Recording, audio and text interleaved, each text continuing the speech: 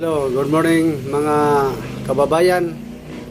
Ito si Sabit Singson. Isa tong may pakana nung panahon ni Gloria.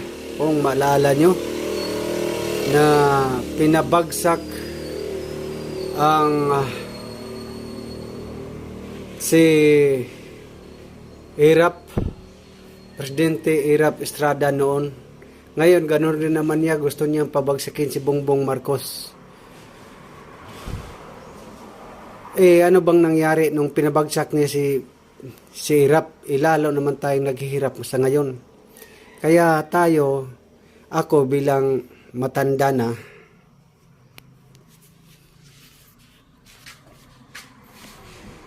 '58 years old.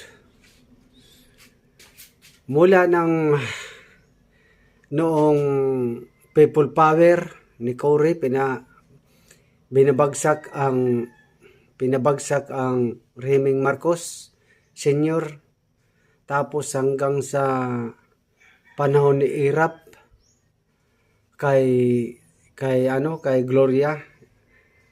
Anong nangyari sa Pilipinas? Lalo tayong naghihirap.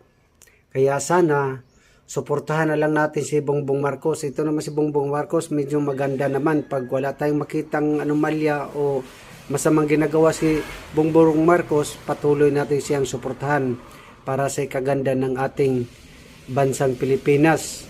Dahil dito sa atin sa Pilipinas, masyadong nagpopolitika ang mga tao.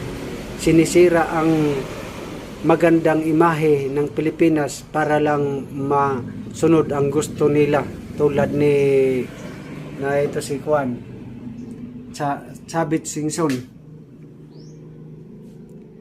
Wala naman tayong napapala, lalo lang naghihirap ang Pilipinas sa mga na yan, yung sobrang freedom country ang Pilipinas. At dahil sa maraming magnanakaw dito sa Pilipinas, kaya walang nag-invest dito sa Pilipinas. Sino ba namang mag-invest dito kung mapurnada lang yung mga kapital ng mga kapitalista?